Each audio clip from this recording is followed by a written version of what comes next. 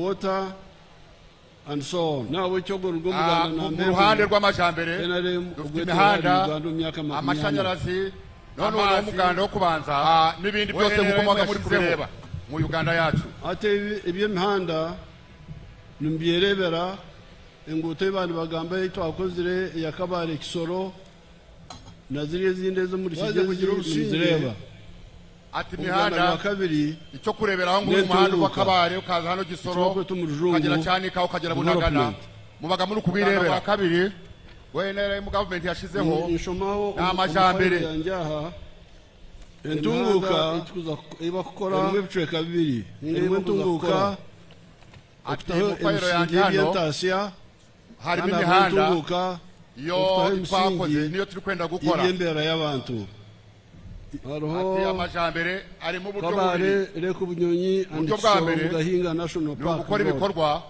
turenda gukora umuhanda uvuye kabare ugeze ku ngezi ya bunyonyi abantu hamwe n'imyuga mu town Kisoro yo gukora byabaye mu gahinga ku shamba bakabaho neza barawutangiye muri foundation economic batangiye ku Korogo batandikire nyakubaho very good and foundation of social amashamashi ibyo nibyo bibaga umusinge w'amajambere kandi n'imibereho y'abantu byagende neza bari reze ati bari gukora juba on the side of economic infrastructure buko essence the roads electricity none sente zirahari zo gukora umuhanda muhumure water then haro mu ruhande rw'amajambere dufite imihanda amashanyarazi amazi n'ibindi byose gukomoka muri kubireba ubu naho murawumvishe umuhanda guri mu plani numbiyerebera rubuguri muko twakozire yakabare Kisoro muko na ziriya zindi zo muri kigezi Kisoro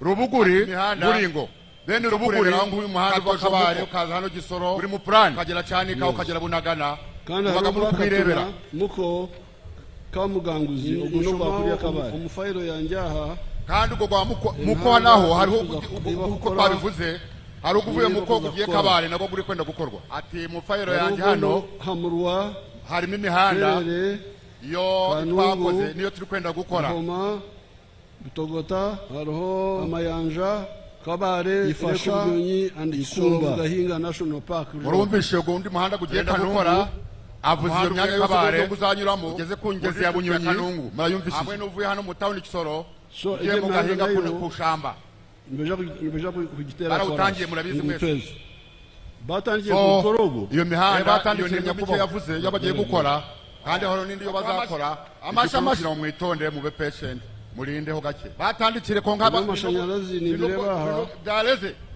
bari reze ati bari gukora juba ati by'amashanyarazi nabyo kandi uko essence ziruho essence amagomborora mengi none essence zirahari zo gukora uwo muhanda muhumure gatungira amashanyarazi gashyira hagomborora ambuga yegomborora umuhanda fayiro ye ari kureba gasanga amagomborora menshi bwo muri Kisoro amagomborora gamaze kubona amashanyarazi uwo nawo mwumvishe umuhanda guri mu plani rubuguri muko niyo tekateka yitu tukajya tubanze tushyira hano buri district Kisoro rubuguri buringo then rubuguri katojo muko amagomborora mu plan so hano ku district amashanyarazi ariho kandi hariho n'andi magomborora afite amashanyarazi aho gatari kagera kandi ubwo muko naho hari uko twari amashanyarazi azari kuvuye muko kugiye kabare yagera kwenda gukorwa kibashobore plani hamurwa twagira ngo numanyerere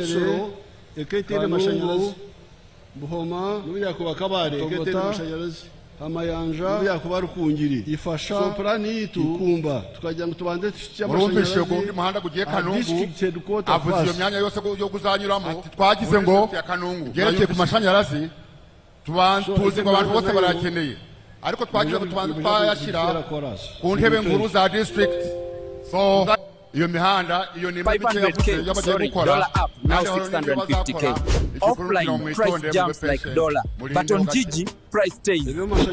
Why stress offline? Buy, sell, use. Gigi. URA payments simplified even on Katochi.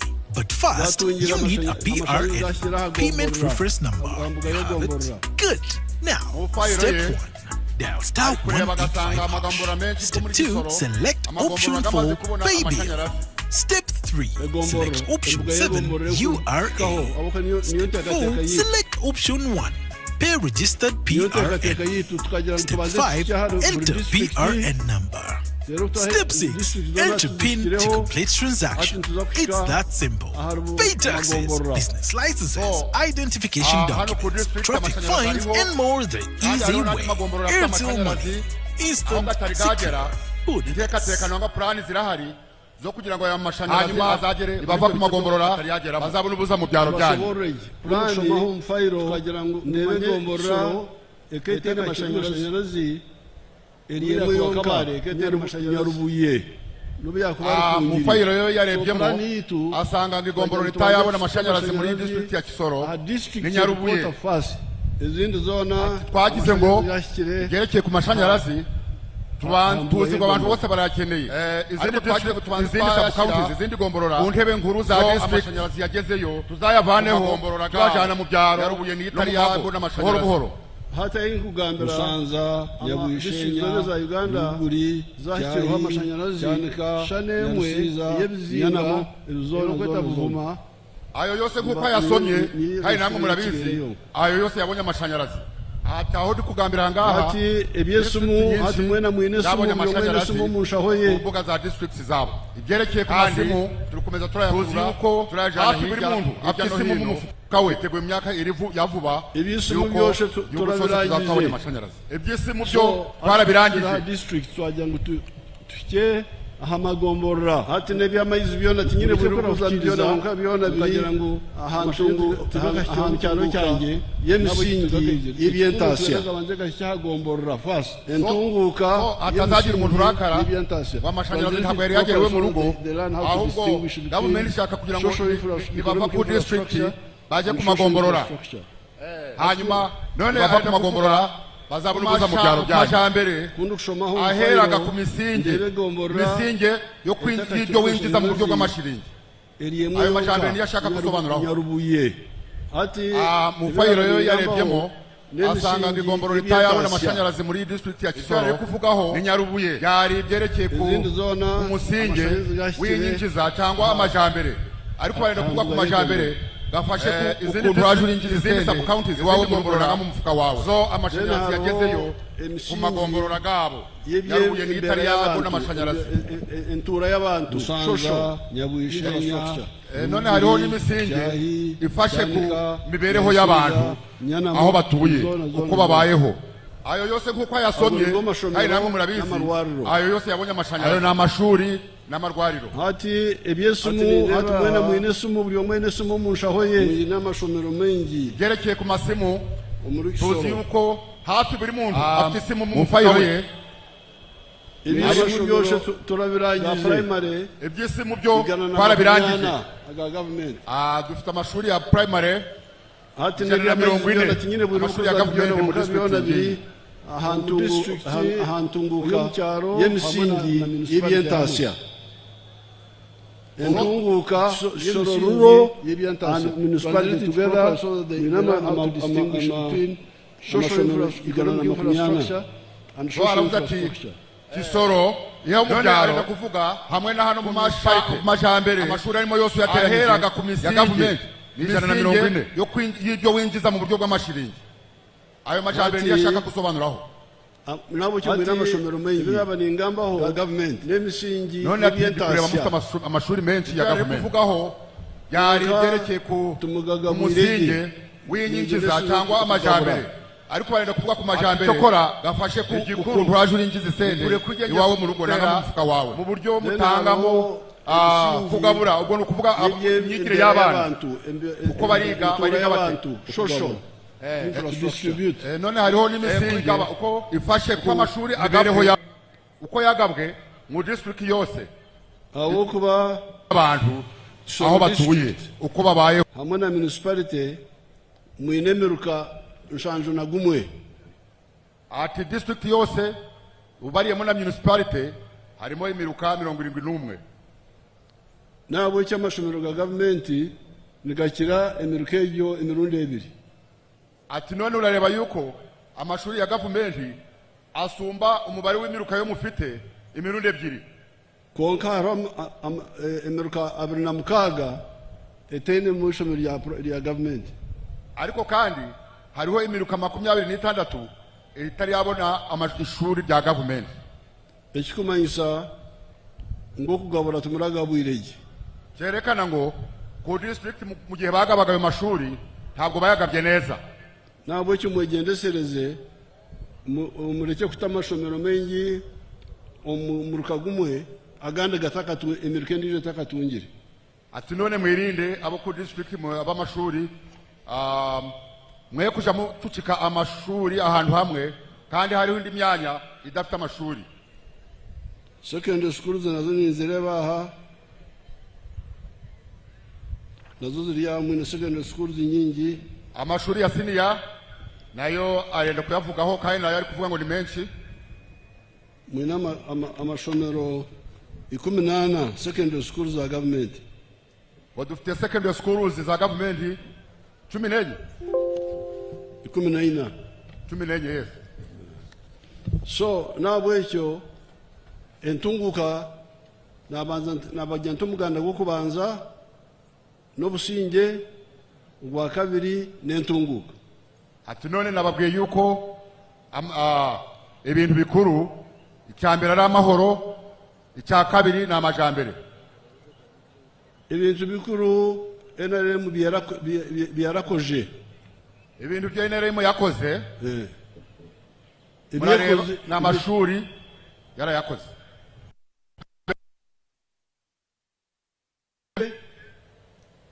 n'amajambere kabiri economic infrastructure and social infrastructure amahoro mwarayabonye n'amajambere y'amashuri amarwariro n'amaki kandi n'amajambere y'inyigiza mu buryo bw'amashiringi konka itwe aba NRM ariko twebwe aba NRM ukwiho myaka ya nkaga myaka 60 iyo ngiyo tukiriya begi abeji students ubwo bari bakiri mu shuri mu myaka 60 n'iyindi tukamanya icyo abantu abandi batagwetegereza bamenye icyo abantu bakeneye okutandisa hagati y'entunguka n'ubugeiga ikintu cy'abantu bamwe batamenyaga ntabwo bari bazi gutandukanya amajambere hamwe n'ubukungu no what do you call ubugeiga ubukungu enhasya inyinjiza how do you say it in Kifumbira inyinjiza ubukire ubukire so please understand this very clearly, the difference between development, which is ours, and which is mine, or my family, or my company. Ati none mwitegereze amajambere ne yabose ariko ubukire nubwawe weho nk'umuntu hamwe n'urugo rwawe ngo nibwo bukire. You have got tarmac roads now. You have got tarmac roads. Muri kureba imihanda yo twashizemo koransi. Tu Bunagana tucyanika tukabare. Cyanika Bunagana kugera Kabare. Ninde arasinzira ku muhare. Numugejegero umuhanda. Ubu ngubu uri kugenda Kabare ku muhanda wa koransi ushobora no gusinzira uri mu modoka. Nimbabuza. Nimurara ahanguto ngwabo ko inguto nungi. Do you sleep on the road because the road is good? I'm asking you. Ugazanye mukakantu ngo none kare ngaho mufite imihanda myiza uwo muhanda wawe uryamaho ni kibazo ari kubaza. What do you call okurara? What do you say it in kurara kuryama kurara okurara nibagamba bato umurufumbira okurara nukuryama for a whole night.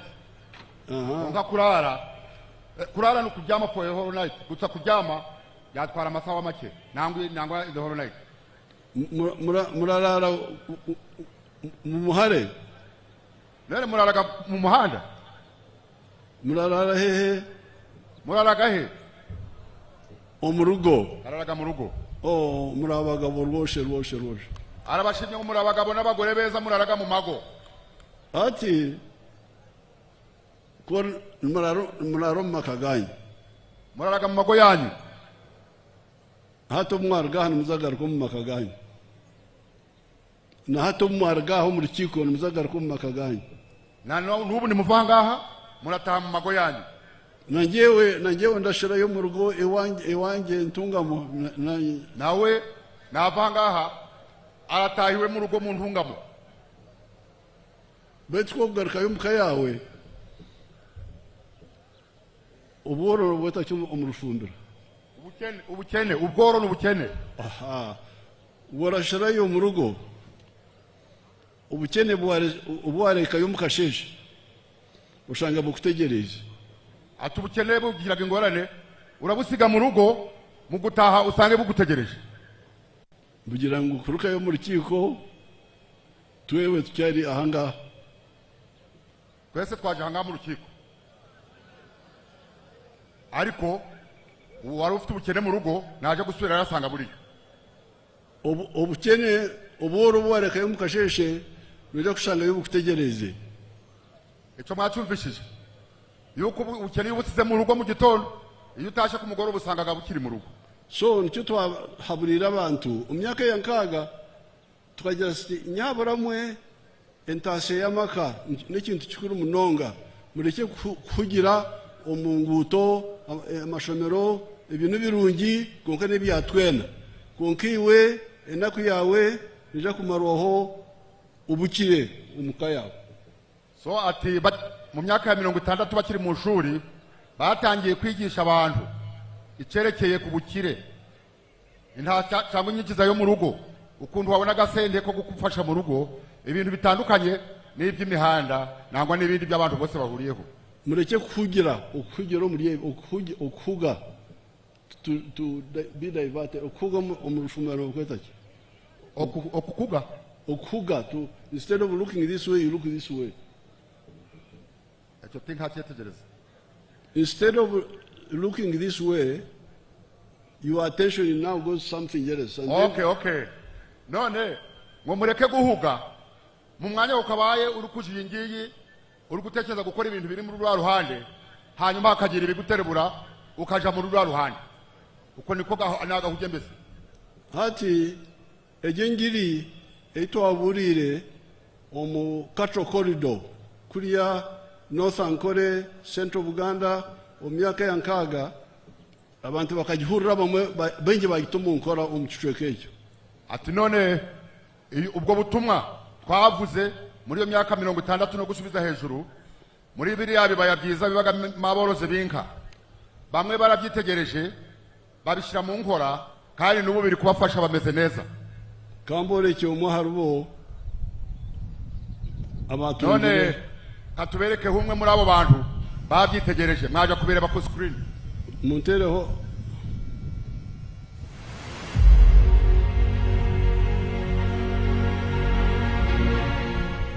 Amazina ninje George Matongo owangoma mugomba gutuye hano gwatakashozi nandi kutaha umurimo gwanje ndi muri isa nteze mujya kureba nuko itandikira tatakanda ngento bakuya talo bo hagwashidana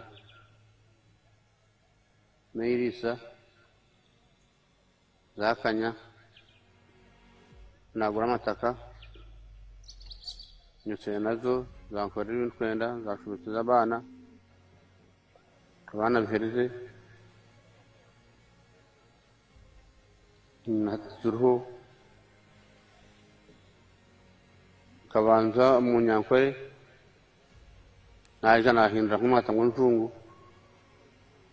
nuko zahanyuranye nasunga atuzungu zo ndisumute.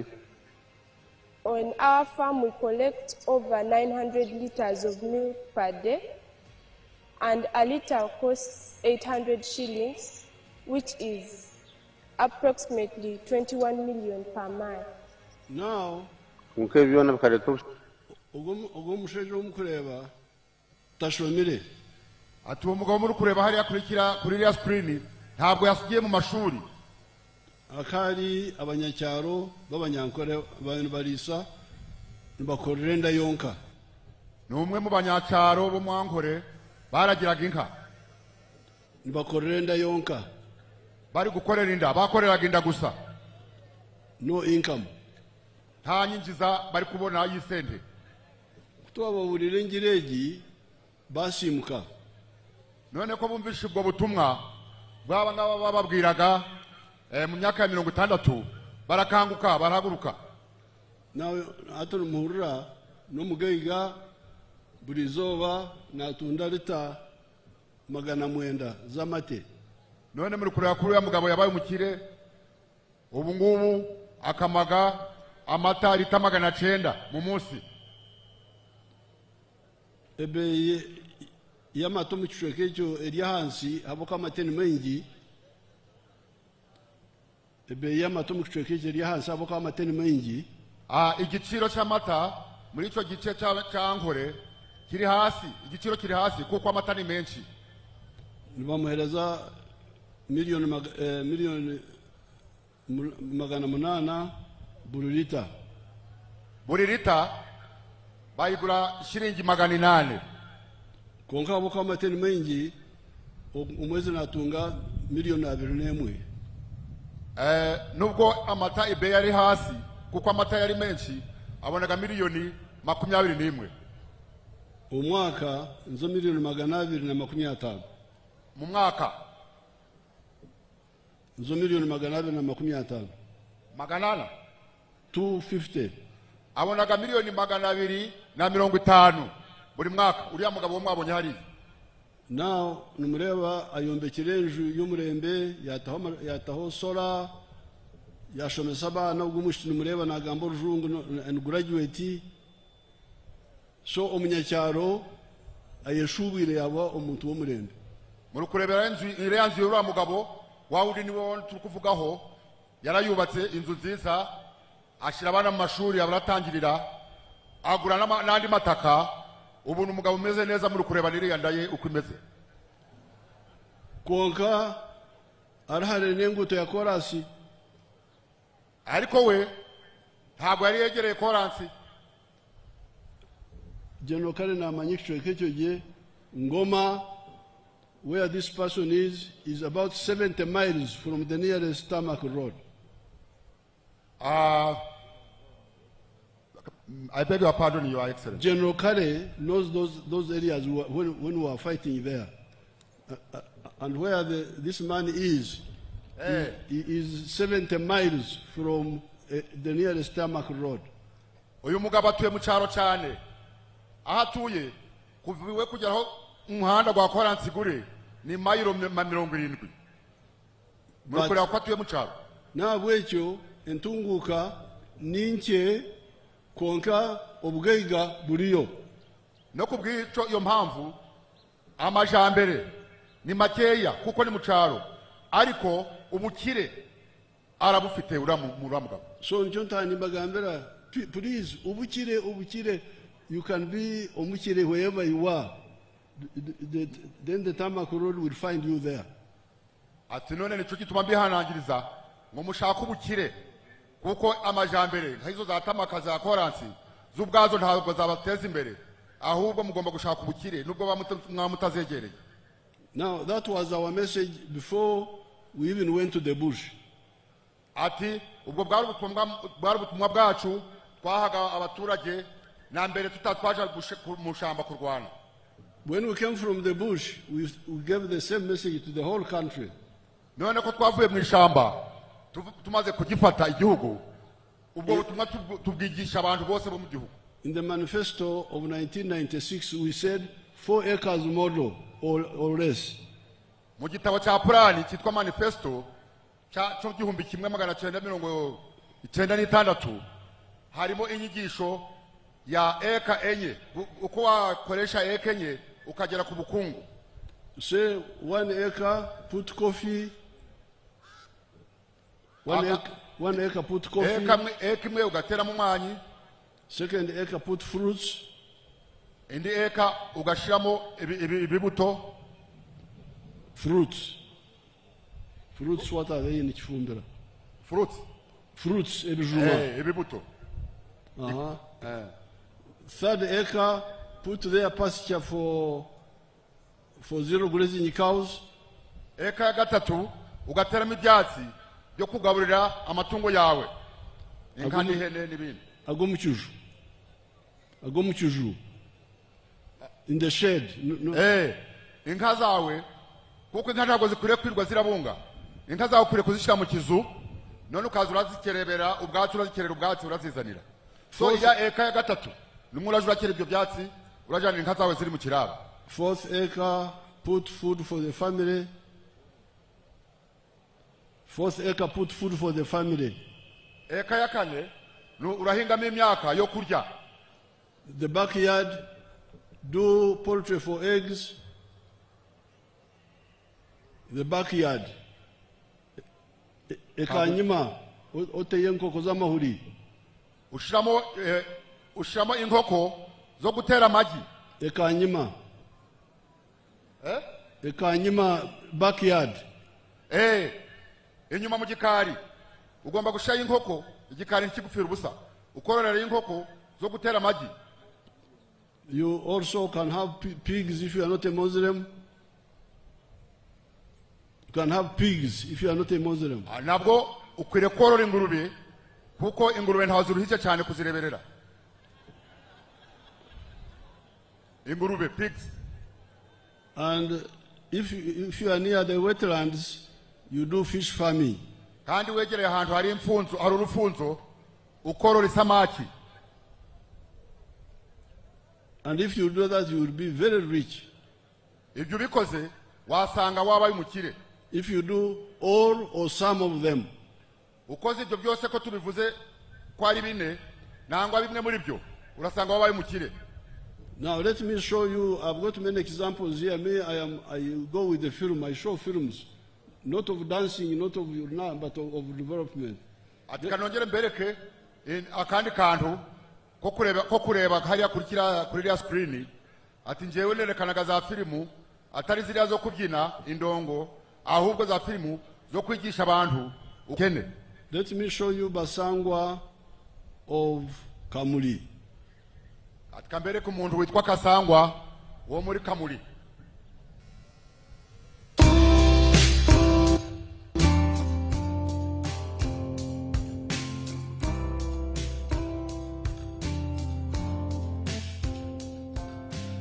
Musevrni Johnson, Managing Director wa Jeka Poultry Farm. Jeka Poultry Farm eyaganibwa Bukwenge, Kamuli Municipality, Kamuli District.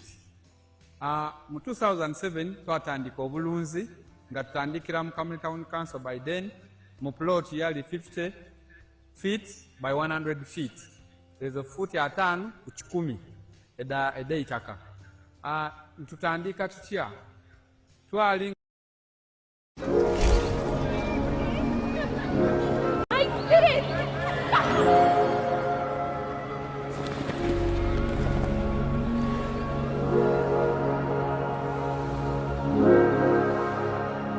make their day even more special. Be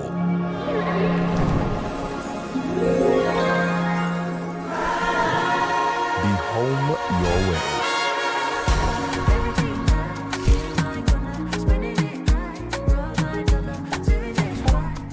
Send money from the UK to over 10 African countries with the best exchange rates at zero transfer fee, delivered in minutes. Download Lemfi today.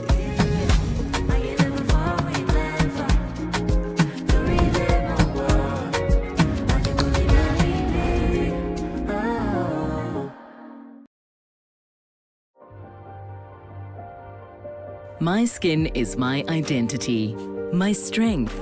It's unique and deserves care made specially for me.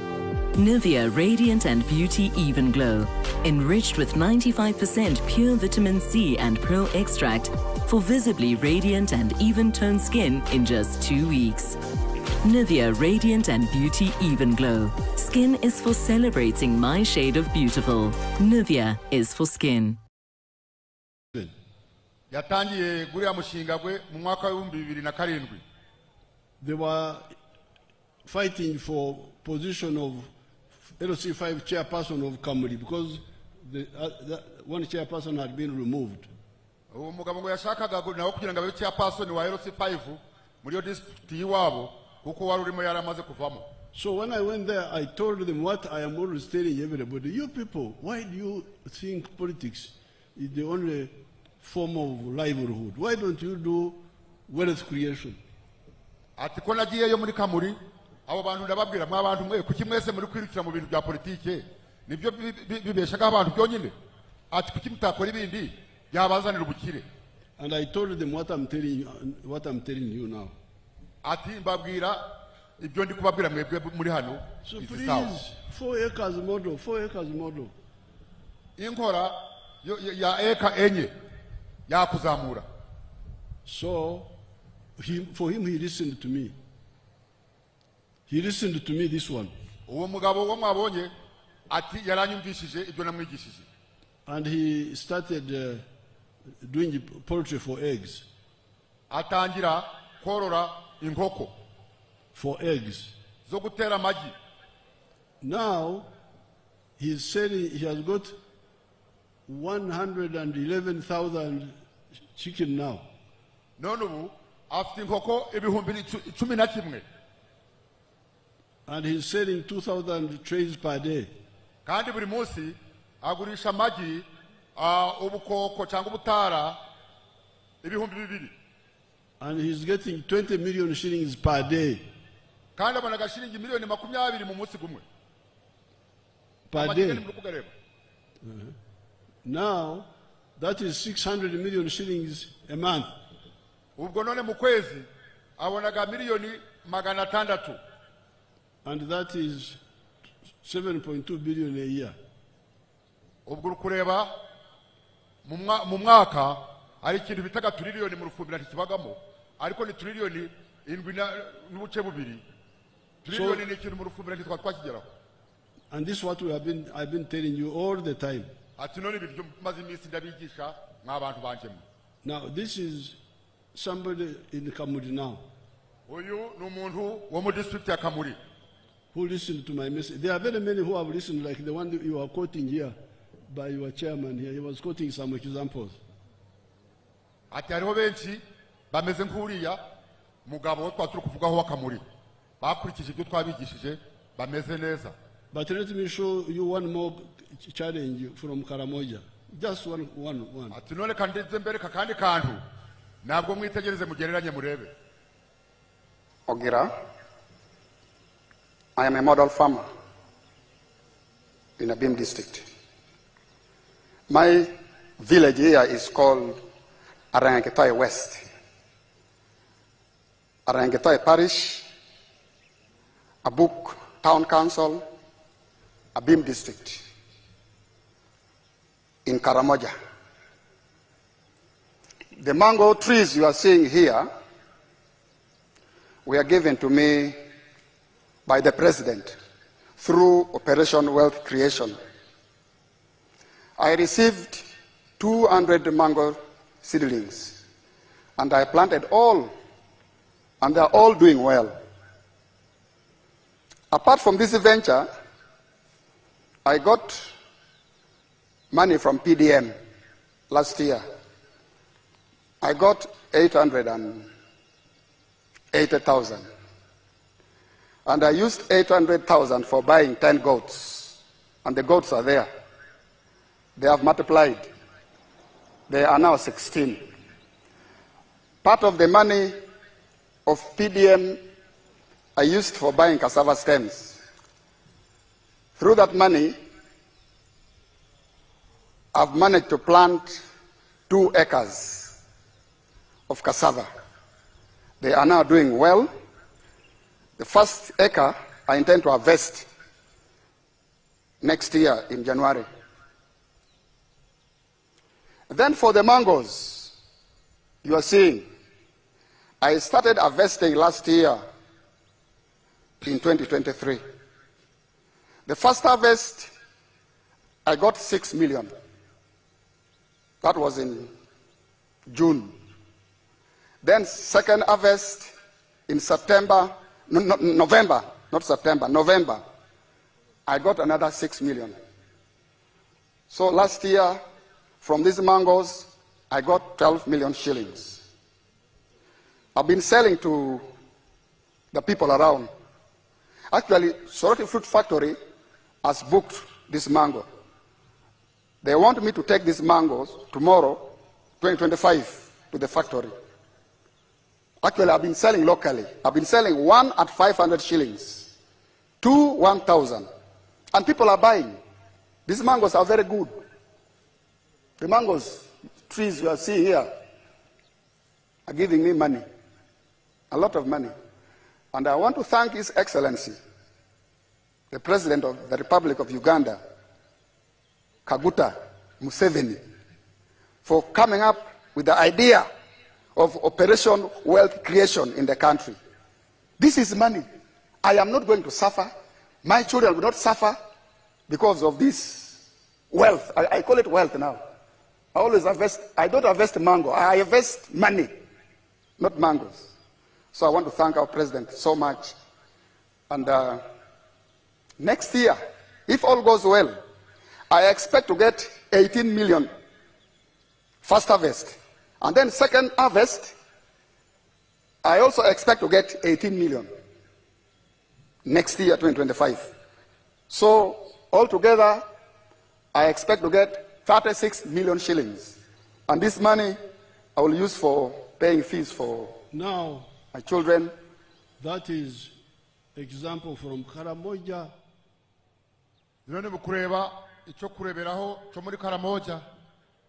This is 600 miles from here. And they don't have tarmac roads. They now have electricity, but they don't have tarmac road.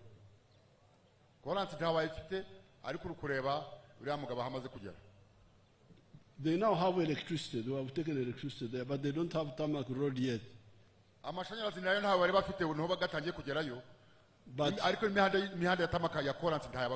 But wealth is already there. Because they have listened to our message.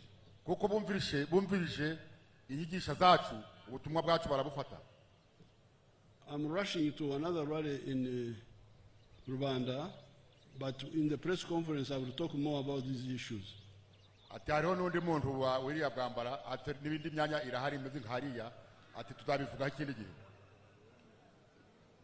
You are mixing up. I'm rushing to go to another rally because of time, but in the press conference which I will give, I will explain more. Nagira urukiko n'abanyamakuru ararushaho kubisobanura muri buze kubyumva neza abanyamakuru barabibagezaho. Ni muhoro nyankore imwe. Runyankore murarwumva? Murarumva runyankore? Kare hati nindakukaniza umurukiko urukungano rwa Rwanda kuko njagambira umururi nimbashobora ikigambo cya cyayi tunatungabwire bugamba ikigambo cya cyayi akurinda kuja ku kigambo ntaho yabaga ikintu cya cyayi guhinga cyayi naco arenda kukivugaho gake mwumvirize hati nabagambira imiganda eshatu ubwo kubanza obusinge ubwa kabiri entunguka atubwe nabateraho obugeiga NRM ukwegenze neboreko obugeiga ahiburi ati nababwiye ibintu bitatu imiganda cyangwa amatafari yo kudukurakuranya yo kudushira imbere kuduteza imbere atatu cyambere na mahoro ikindi na amajambere cya gatatu n'ubukungu bukire now company n'emirimo mpereche n'emirimo jobs mpereche n'emirimo endomo emirimo okay ati kandangizanye n'iki mirimo mu ruzungu bakitaga jobs. Where do jobs come from? Emirimo iva he? Let's see Basangwa. Katurebe uriya mugabo hariya nga mu kyokulunda enkoko n'atandika efaamu mu 2007 n'enkoko 5. Sawa dino wendogerera ku faamu kuno tize mabega ntambwire.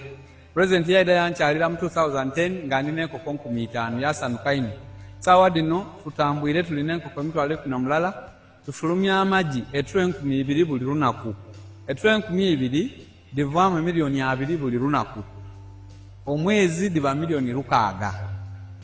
Omwaka tuba tuli mu bilioni ze 6 n'ekitundu etuba tukolaki kuyingiza. So tuwulirisa omulamwa gwa president okuva ku kiseera ekyo twakati katukigiireko. President abaire musanufu ino ku bintu byenkoze era nga buli kaseera nkyekingako. Wendogerera kati tulina abakozi 300 betukozesa wano ku faamu tuwezaawo. That's what I wanted you to see. That's what I wanted you to see. Because this Basango was a poor man. When he had our message, he took the poultry.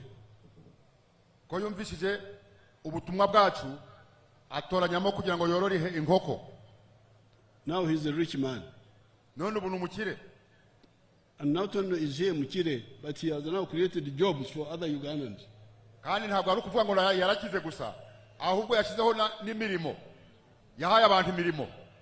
He's now employing 300 people. Somebody who had no job himself, they were fighting for the job of LC5. Now he's employing 300 people. None, umugabo wari kurwanira rwa LC5 chairman arakarimo kamwe kari gushaka. Ubuhubwo yaboneye abantu 300 imirimo. Now, this is what I want you, the NRM people, to know, that jobs come from wealth.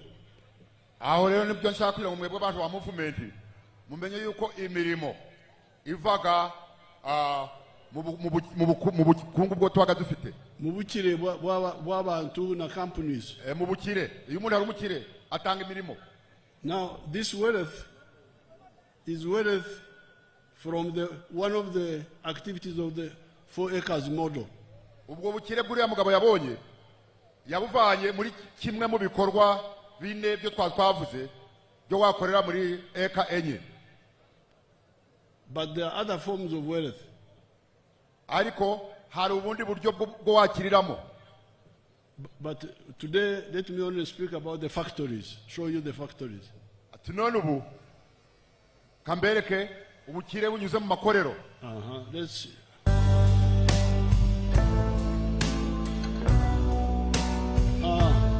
Hold there. Now, that is a new town which has come up near Mbale. Ati murebe hariya kuri biriya bya screen. Ati kariya ni agatawuni katangiye gukura kegereye ku town nkuru yitwa Mbale. It is a totally new town, but a town of factories. Ni agatawuni gasha ariko agatawuni k'amakorero. Not town of shops. Agatawuni k'amaduka. Uko dufite ubutawuni bw'amaduka ino. There are now 75 factories there. Hariya hariyo amakorero 75 gakora ibintu bitandukanye. But let's enter one of them and see. None reka twinjire mu factory imwe muri zo twitegeze turebe. Freeze there. See how many young people are working in that factory. None ni murebe uko abantu abanyarubyiruko bacu uko bari gukora muri rya korero rya hariya. So this is again the work of the NRM. None biriya mureba ni umurimo dukesha NRM. The fourth tafari. Ni itafari rya kane. Jobs. Imirimo. Where do jobs come from? Imirimo ivagahe. But even small people can create jobs. N'abantu biyoroheje bashobora guhanga imirimo. I introduced free education for children who had left school in the skilling hub. ati nashizeho abana kwigira ubusa nta sente batanze kugira ngo bajijuke bazabone ko bazahanga imirimo. Let me see my graduates from the skilling hub if they are here. Ati kandebe abanyeshuri banje barangije kwiga mu mashuri yanjye nashizeho y'imyuga kanze tubarebe. Bari he?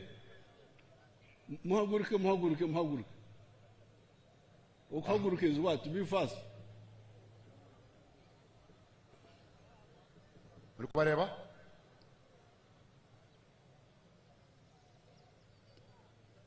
Just one boy and one girl give testimony. Ati hariho umwe muri bariya urenda gutanga ubuhamya bw'ibyo yabonye.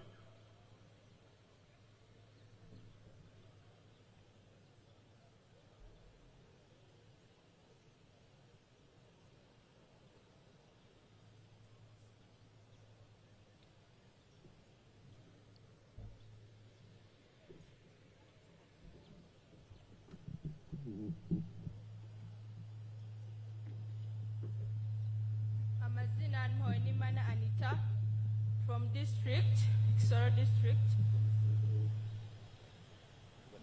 Before I went for Kigezi Industrial Hub, I was a dropout of senior 2. I never had anything I was doing by then. Then there came a chance of going to Industrial Hub. Haje umushago kuja ku Industrial Hub. Nda applyinga baranyemerera tujayo. Wari uvuye mu ishure kwiki? Naende mu senior 2 COVID iraza mviramo kimwe kwiga birananira. Haje umugisha gwa Industrial Hub nda applyinga nyuramo ngenda ku Industrial Hub Kigezi in Kabare. Nta kintu twigeze kujana twagiye nkuko twari turi n'ibyambaro kurya ku sente za president ukaryama ku buriri bumeze neza bati cyabariho nje mfata hair dressing ndiga nigira amezi 6 turagraduatinga mu cecura nyambisha imitwaro 5 tandika na nail polish na braids nkaje ndaja ku rugo kurundi ndi gukora benefits ngeza homboni sente uko byari bikuye nkora kasaoni gatoya kora profits mukecuru inzu yo yari yubatse yananiye gutera blaster n'ibindi byose ndabimukorera. I really appreciate everything, Mr. President. Thank you. No, orumukire. You are umukire now? Yeah, right now I can afford everything by myself. Very good. Are you employing anybody? Yeah. How many people? 2 people. Now this umukobwa none numukire arakoresha abantu babiri. Mwachumvishe uyu mukobwa yatangiye kuba umukire, yatangiye no gutanga akazi. Ubu ari gafite abantu babiri bari gushomesha mu ikorero rye. The other boy. Yes, Your Excellency, amazina nitwa Mbarusha Ashraf, mva mu Kisoro Municipality, village yanje ni Kisoro Hill, ahinyuma hangaha. Your Excellency, COVID itari yaza, twari dufite ikibazo ko gushaka gasente ari ikibazo, nkaja ndikorera amakara, bamwe baranzi aho muri Kisoro Hill ahinyuma, ariko kandi nyuma ya COVID tuza kumva umugisha wo kuja mu habu. Bagenzi banje nta gihe nishimye ngicyo cyo gukoresha isente za nyakubahwa nanga nta nijana utanze kurya n'ubuntu kuryama n'ubuntu kwiga n'ubuntu nta no kukubyira ngo tugayade n'ikintu cyari cyo cyose. Nyakubahwa ndiga ni ibyo kugira icuma ku kiwero dinga nanga kucotsa. Ubu ngubu nyakubahwa navuyeyo ngera mu rugo mama yarafite ubuhene bubiri arabugurisha nje ahantu bampa icuma gikozeho cyo kotsa ikindi nkaje ndagipangisha ku munsi ndakora icuma ngeraho kukirekura. Ubu ngubu mfite icanje cyo kotsa nico guharagata arico bita grinding, kandi ihene za mama zagiye uzaragarutse ziriho naraziguze. Mu nzu yacu habaga ari ahantu mbese hatubatswe neza mu buryo bw'ibisenge, ariko ibisenge byose birahari. Nyakubahwa nanje nk'umuntu nakuberwa amazima ngushima ngo bantiriraga isimu ntabwo nkija kubashaka kuko naja kubashaka ku muhanda ndi kubutegana. Nyakubahwa mu kugushimira ndagushimira yuko ubu nanje ubu mfite uwo nahereza agasente akaja kubeshaho umuryango gwe biturutse mu mbaraga zawe zo kuduha imyuga. So what are you earning now? Ubu ngubu nyakubahwa ku munsi ngerageza kubona imitwaro nye n'ibihumbi 5 15 nkabisevinga kugira ngo wenda nanje ejo nsigaye ndi umuntu ukomeye, izindi zisigaye ngafasha abo mu rugo mfite umuryango, ngafasha uko bakozi batatu bo mfite kumfasha ku mirimo kandi nshobora kwitungaho. So umugabo noneho numukire ate arakozesha abantu batatu. Nyakubahwa ndemera kongera gushimira. We are getting late. I will have a picture with you. Yes, nyakubahwa ndugushimira nanone agashingi waduhaye nanone n'imyuga waduhaye kandi I put money in their circle, 50 million for their circle here. Wakoze cyane nyakubahwa bagenzi banje nabasaba ngo bagushimire bakomera mu mashi. Okay, let's rush. We are getting late. Now, in conclusion, these are 4 matafari which NRM has put on Uganda's house. None ndangiza ayo na matafarane cyangwa umuganda g'uburyo bune bwo NRM yashize ku nzu ya Uganda. But the real matafari are 7, but I don't have time to talk about all of them. Amatafari yose ni 7 ariko mbonye umwanya wo kuvuga Qur'ane ariko ayandi nayo muribuze ko yamenya. They are all in the manifesto. Biri mu gatabo ka kintegura kitwa manifesto. And when I give the press conference to the journalists, I will say all the 7. Kandi ningira igiterane n'abanyamakuru hariya ikabare yose byose amatafari kwa 7 ndayasobanuraho neza. So, the reason I'm here with other leaders is to ask you to support NRM. Ikitumye ndi hano n'abandi bayobozi bagenzi banje no kubasaba mwebwe bafumbira ngo mushigikire NRM. NRM oye! NRM oye! So what I'm telling you now is giving you the reasons why you should support the NRM. Ati sinone cyo ndi kubabwira no kubaha impamvu zituma mugomba gushigikira NRM. Because people are running around, support me, support me. What have you done? Support you for what? Hari bari kwirwa barabunza amagambo ngo mubashigikire bari kubabwira iki cyo bazabamarira. Because Uganda has been having a lot of problems. Uganda ifite ibibazo byinshi. There was shortages of commodities in Uganda here. Embere ta kantu twabonaga ko kwifashisha. Introducing Airtel VoLTE. Stay in control of the game while enjoying crystal clear HD calls with friends and loved ones. For Android phone, select connections under settings. Select mobile networks. Turn on the VoLTE icon. For iPhones, select mobile service under settings. Select mobile data options. Turn on the VoLTE icon under voice and data. Gaming and HD crystal clear calls at the same time. Powered by Airtel VoLTE. Airtel.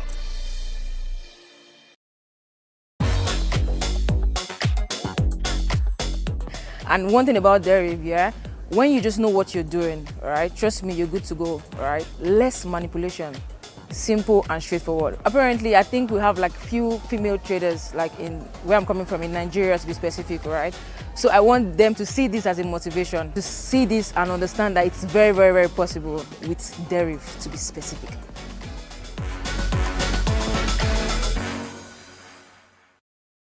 Our people will talk about them also. Okay, hariho ibintu bimwe bitagendaga neza ariko bitewe n'abantu bamwe bacu babi batameze neza atikanye nabyo ndabivugaho.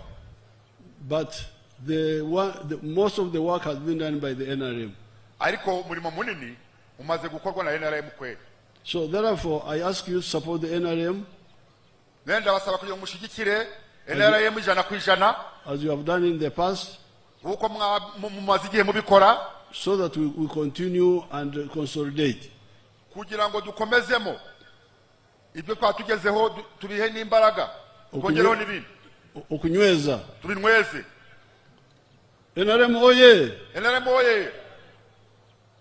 Old man with the chokufira oye! Umusaza w'ikigufire oye! Kisoro oye! Kisoro oye! Kigezi oye! Kigezi oye! Uganda oye! Uganda oye! East Africa oye! East Africa oye! Muri abagabo n'abagore rwoshe. Let's have the flag bearers. Flag bearers muse. Your Excellency, kankwanjirire ba flag bearers beitu kandi abo waza kwasa bendera konka tubanze twakire okugamba kwa president turamwakira mu ngaro munonga tumuterere nembundu.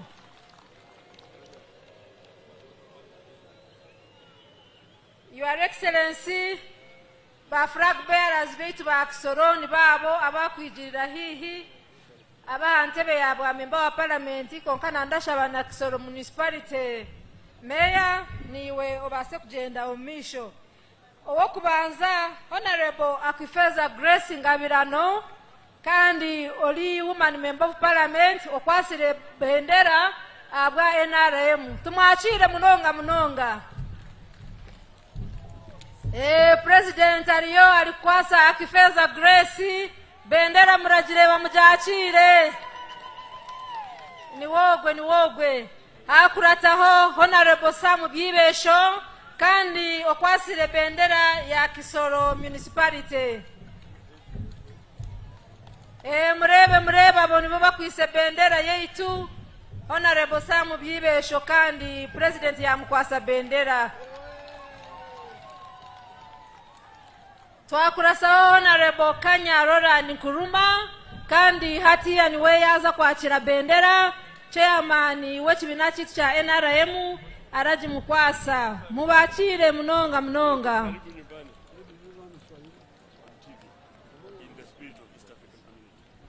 Then twakurasaho Honorable Alex Niyonsa abase Ruganda kandi okwise bendera ya Bufumbira South. President Ngugwe kandi yaje mukwasa. Twakurasaho Honorable Hariara Fortunate Gatare kandi okwasire bendera ya Bufumbira North. Bufumbira North Honorable Hariara Fortunate Gatare kandi nawo president ya mukwasa bendera mumwachire. Twakurasaho kandi Honorable Asigariyo turi agenda ahabwa bucimbiri kandi okwasire bendera kugira ngo niwe atujwe kirenka NRM ahabwa bucimbiri. Twakurasaho Honorable Nambajijimana Alex kandi okwasire bendera habwa Kisoro municipality. Twagira Honorable Ndiana kandi twatire bendera ahabwa RC5 niwe yetebekanise.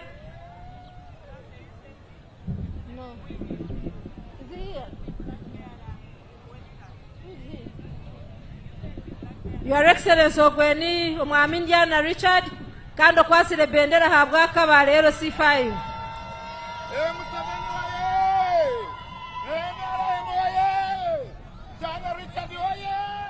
Kisoro municipality. Kisoro RC5, yes. Twakurasaho youth MP habwa Western Uganda Honorable Mwine. Nawe katumwachire araza kubarajwe chere minyeto yona ya Uganda ahabwa Western Uganda niwakwise flag katumwachire. Your Excellency na turakushaba ngo base kweteza ekishani nabatwatire bendera ahabwa Kisoro. Twaturashaba abantu ba Kisoro mwese akaruru kacu mwese abari hano tukahereza abo president ahaye flags mubachire cyane.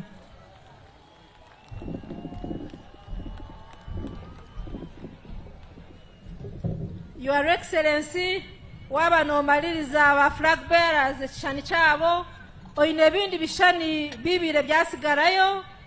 Twaturashaba ngo ba members of parliament who are not contesting nimwe mubase kweteza ekishani na president mwijire hihi konka mwamurigira hihi ari kuza kweteza ekishani naba members from the skilling hub abakozesize by'emikono nk'aba abasigazi no mu kico wabo lyaha kandi okumwa abareba. I have the list here.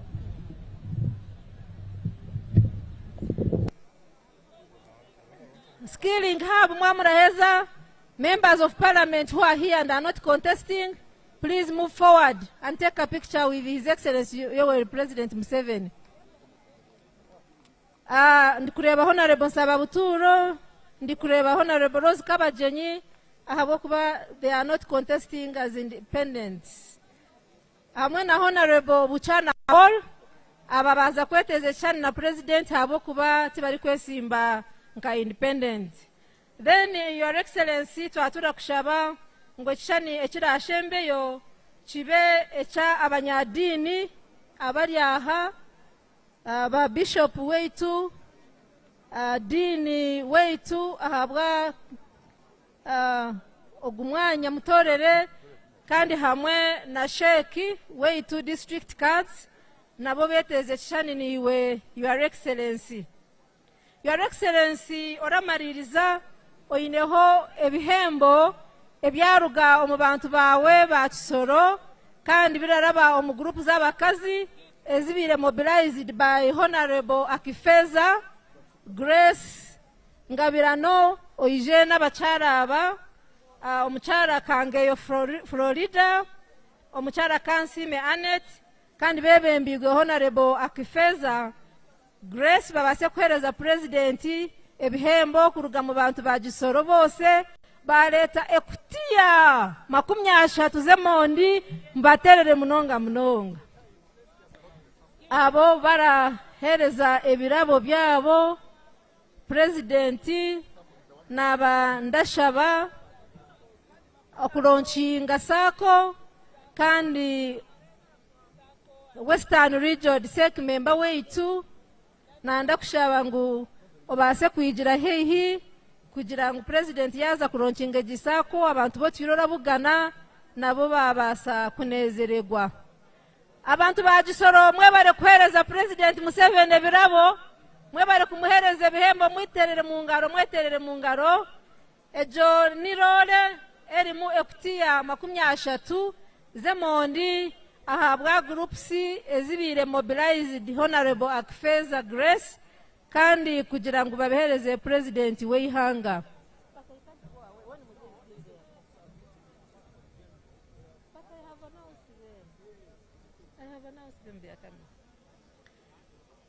Then General Kale Kaihura afande Kaita Deo nabo baza